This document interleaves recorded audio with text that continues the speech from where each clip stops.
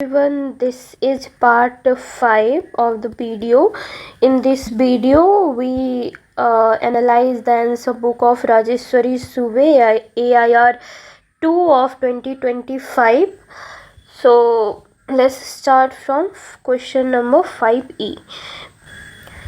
So 5P question is, no society can either be absolutely open or absolutely closed. Comment करना है.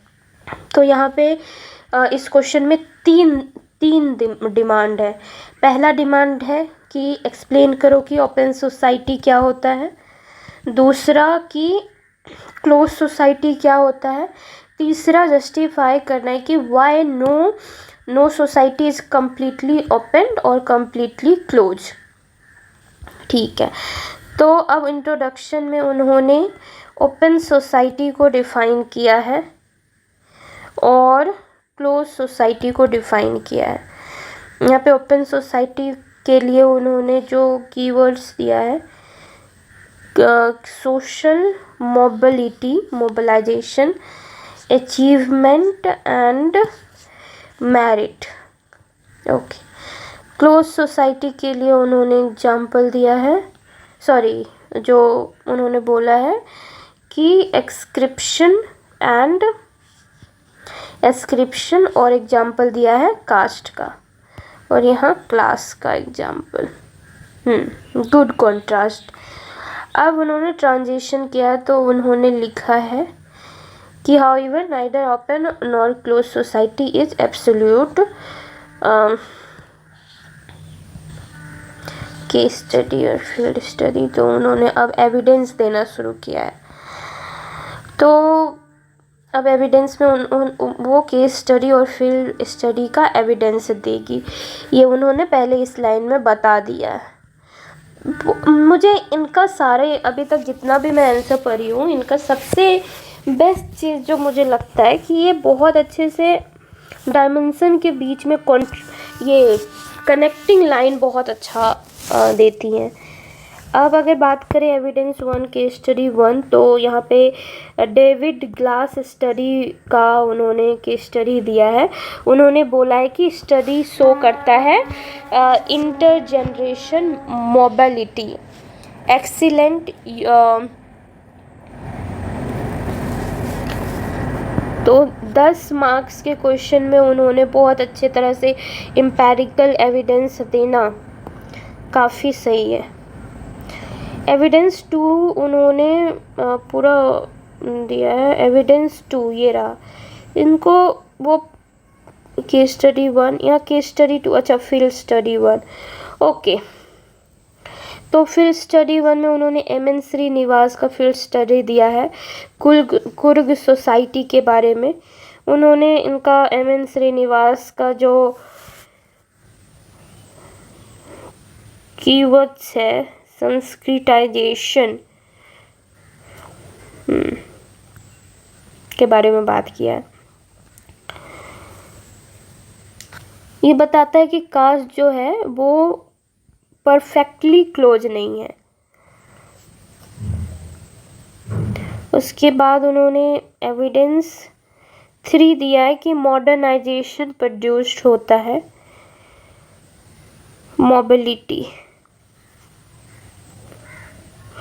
Pseudo mobilisation के बारे में उन्होंने भी बात किया है. Go through in the class system.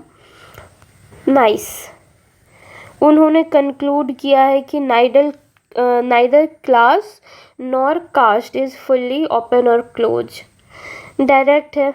Definition evidence Indian sociology के बारे में किया है. डिमांड को फुल्ली आंसर किया है.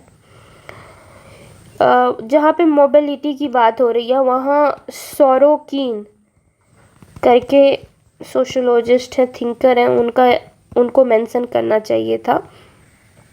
कार्ल पॉपर का KARL कार्ल पॉपर का जो ओपन सोसाइटी का कंसेप्ट है वो भी इंक्लूड हो सकता था. योगेंद्र सिंह, जहाँ पे मॉडर्नाइजेशन की अगर बात करते तो वहाँ योगेंद्र सिंह का मेंशन हो सकता था। यहाँ पे कास्ट क्लास इंटरैक्शन एंद्रे बेत्ते के द्वारा जो दिया गया था वो भी हो सकता था। हम migration, digital economy, education, reservation वाला भी टॉपिक लिख सकते थे। अब क्वेश्चन नंबर 6 पे आते हैं। 6A ये बोल रहा है कि education is often believe to be an agent of development and social change, however it may reinforce conservatism and conflict in in society. How do you assess this dual role of education in society? तो education के बारे में यहाँ बात करना है। इसमें भी 3 डिमांड मुझे दिख रहा है। पहला डिमांड है जहाँ पे हमें एजुकेशन एज अ डेवलपमेंट बताना है। दूसरा एजुकेशन एज अ कंजर्वेटिज्म और कॉन्फ्लिक्ट, इसके बारे में बताना है। और तीसरा हमें इसका फ्यूचर असेसमेंट करना है। तो अगर हम लाइन बाय लाइन एनालिसिस करें तो इंट्रोडक्शन में वो बोली है कि एजुकेशन से सोशल मोबिलिटी आता है जिससे डेवलपमेंट होता है, सिंपल एंड गुड। हेडिंग में उन्होंने लिखा है कि education as a agent of development excellent. Part 1 में उन्होंने एजुकेशन को बोला है कि एजुकेशन मेरिट क्रिएट करता है और उसके बाद इससे मोबिलिटी आती है। Mobility is due to merit base, correct. इसमें एग्जाम्पल्स में उन्होंने ब्लैक अमेरिकन का एग्जाम्पल दिया है। To CEO position, this is acceptable example. अब पॉइंट 2 अगर देखें तो यहाँ पे अचीवमेंट और डेवलपमेंट की बात करती हैं तो गुड एग्जाम्पल। यहाँ पे दलित के बारे में दिया गया है कि एजुकेशन अपलिफ्टमेंट देता है दलित को, तो गुड इंडियन कॉन्टेक्स्ट। उसके बाद जब पॉइंट 3 की बात आता है तो एजुकेशन कंट्रीब्यूट करता है GDP ऑफ द नेशन में। तो यहाँ पे उन्होंने यूज वर्ल्ड बैंक का स्टडी उन्होंने कोट किया। डाटा हमेशा से एक वैल्यू ऐड करता है, तो दिस इज़ वेरी नाइस। आप इस तरह से डाटा लिख सकते हो अपने नोटबुक में। अब यहाँ पे शिफ्ट किया है उन्होंने एजुकेशन रेनफोर्सेस और कॉन्फ्लिक्ट के बारे में। तो यहाँ पे पॉइंट 4 में उन्होंने बोला कि मतलब जो भी यहाँ पे unequal access of education lead to differences create करता है, अनइक्वल एक्सेस देता है। केस स्टडी उन्होंने दीसा वैष्णव का दिया है, वैष्णव का दिया है स्कूल डिफरेंशिएशन का। ये इंटरेस्टिंग एडिशन है। पॉइंट 5 में उन्होंने मतलब सेकेंड पॉइंट में उन्होंने लैंग्वेज डिस्क्रिमिनेशन की बात की है कि लिंग्विस्टिक माइनॉरिटीज़ की बात की है। बेसिल बर्नस्टेन, ऐसा कुछ बर्नस्टेन का उन्होंने एग्जाम्पल दिया है। That is excellent high quality, this is a high quality sociological content. इस टाइप का हमें लिखना चाहिए। पॉइंट 6 में उन्होंने हाइडन करिकुलम के बारे में बताया है और इन्हें इस तरह से बहुत अच्छी तरह से दिया है कि एज ए एग्जामिनर इस पे ध्यान जाए सीधे।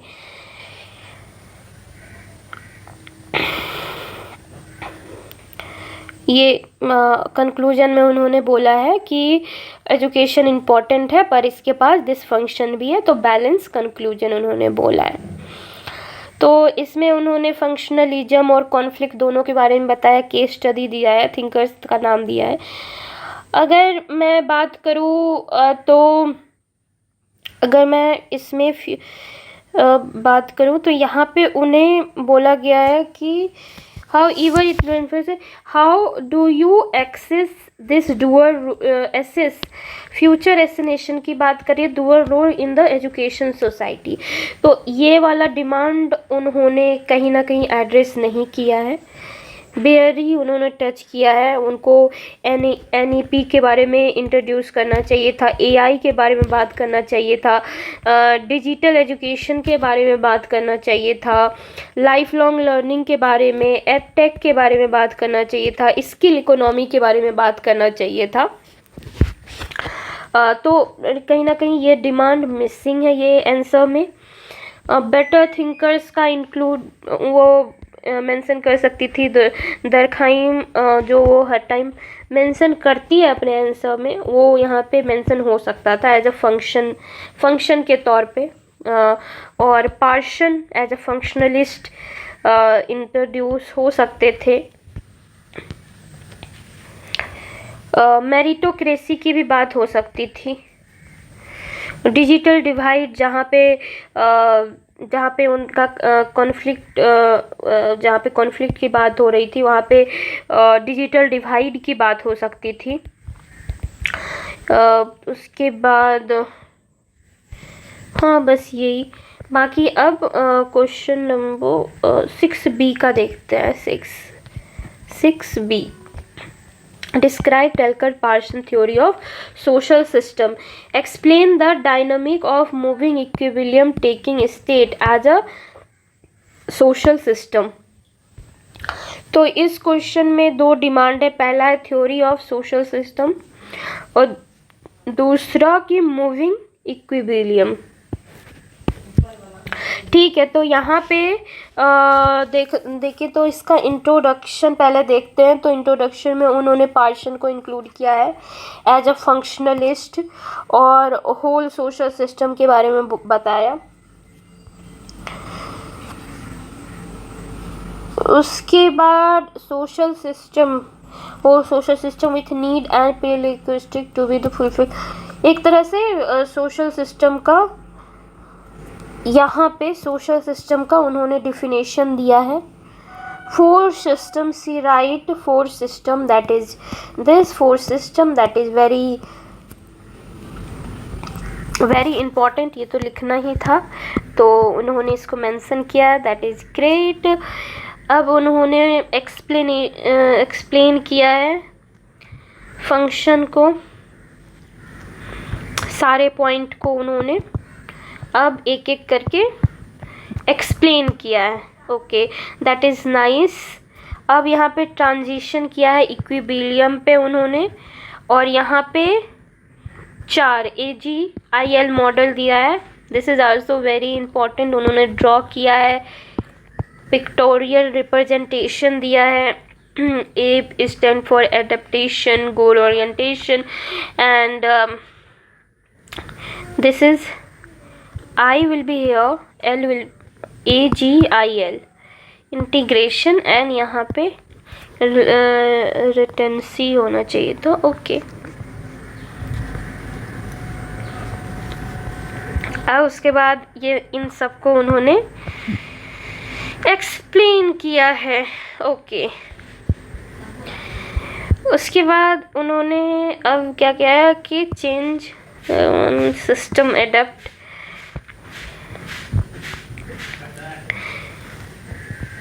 ये जब यहाँ पे एक्सप्लेन कर रही हैं तो यहाँ पे बहुत इंपॉर्टेंट इसमें देखने की बात ये है कि वो सिर्फ एक्सप्लेन नहीं कर रही है बल्कि एग्जांपल्स भी दे रही है। लाइक गवर्नमेंट, इकोनॉमी का एग्जांपल दे रही है, पुलिस का दे रही है, जुडिशरी का दे रही है, फैमिली के बारे में बात कर रही है। तो ये बहुत प्रैक्टिकल एग्जाम्पल है और बहुत सही है। मूविंग इक्विलिब्रियम की बात उन्होंने किया है कि जब वन सब सिस्टम चेंज होता है तो दूसरे को एडजस्ट करना पड़ता है। अब कंक्लूजन में उन्होंने dynamic equilibrium, stable equilibrium, dynamic shift from तो यहाँ पे जो एग्जामिनर्स ये क्वेश्चन में लाइक करेगा वो तो सबसे पहले डायग्राम है वो AGIL के वाला डायग्राम, उसके बाद एग्जाम्पल्स जो यहाँ पे दिया गया है वो ये थोड़ा स्ट्रक्चर हो सकता है, इतना कोई लाइन बाय लाइन पता नहीं एग्जामिनर्स पढ़ेंगे या नहीं, ये थोड़ा स्ट्रक्चर्ड और अच्छी तरह से हो सकता था, पर एज अ जो उन्होंने एग्जाम्पल दिया है ये काफ़ी अट्रैक्टिव है। सेकेंड डिमांड भी फुल्ली आंसर किया गया है। अगर मिसिंग डायमेंशन की बात करें तो पैटर्न वेरिएबल्स मिसिंग है, सॉरी वेरिएबल्स, क्रिटिसिज्म मिसिंग है, सोशल चेंज के बारे में, इवोल्यूशनरी यूनिवर्सल्स के बारे में मिसिंग है। बेटर थिंकर लाइक मार्टिन का कहीं पे यूज हो सकता था इस जगह पे। ओके, बाकी सब सही है। अब हम लोग 6C देखते हैं। तो 6C में क्वेश्चन है how civil society use deepening the roots of democracy. तो यहाँ पे डिमांड है कि एक्सप्लेन करना है function of the civil society और वो कैसे स्ट्रेंथन करता है डेमोक्रेसी को। तो लाइन बाय लाइन एनालाइज देख, तो पहले उन्होंने सिविल सोसाइटी को डिफाइन किया है as a civil society, voluntary बताया है, नॉन गवर्नमेंटल बताया है, एक्सीलेंट, और उनके पास एक पार्टिकुलर आइडियोलॉजी होती है जिसके तरफ वो काम करते हैं। अब उन्होंने हेडिंग लिखा है सिविल सोसाइटी एंड डेमोक्रेसी। उसके बाद पहला पॉइंट उन्होंने लिखा है कि राइट एडवोकेसी, और एग्जाम्पल दिया है ट्राइबल डिस्प्लेसमेंट का, एक्सीलेंट। उसके बाद पॉइंट 2 में उन्होंने बात किया है लॉबिंग का, प्रेशर ग्रुप, और गुड। पॉइंट 3 में उन्होंने कहा है कि ये स्ट्रेंथन करता है पार्टिसिपेशन को।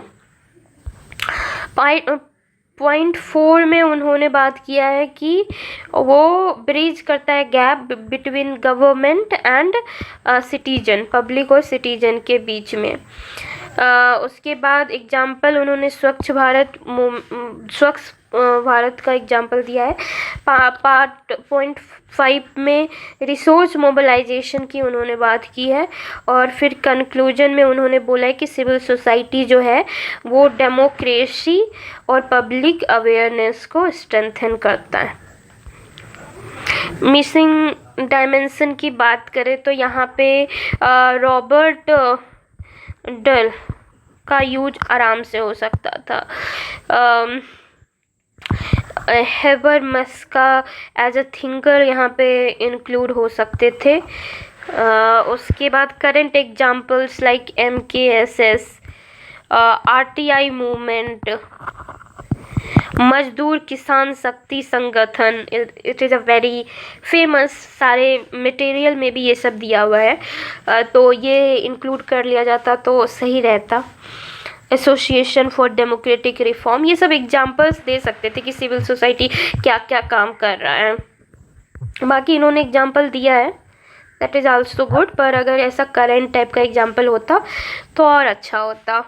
अकाउंटेबिलिटी का, कि अकाउंटेबिलिटी बढ़ाता है, अभी बहुत अकाउंटेबिलिटी का बात भी चल रहा है, तो ये सब चीज़ को लिख सकते हैं। गुड गवर्नेंस क्रिएट करने में काम आता है। ट्रांसपेरेंसी, अकाउंटेबिलिटी, ये सब। Derivative democracy is a very good keyword जो GS2 में काफ़ी काम आता है। GS2 का कीवर्ड हम यहाँ पे आराम से सारा यहाँ पे लिख सकते थे। डेरिवेटिव डेमोक्रेसी GS2 का कीवर्ड यहाँ लिख सकते थे। पार्टिसिपेटरी डेमोक्रेसी, ये सब भी, हाँ, पार्टिसिपेटरी डेमोक्रेसी यूज हो सकता था। तो यही सब है। नाउ अभी ये हो गया है। आई थिंक एक और पार्ट लगेगा इसको कंप्लीट करने में। बाकी अगर आपको कुछ और सजेशन देना है इसमें तो आप कमेंट कर सकते हो। Thank you so much for watching this video.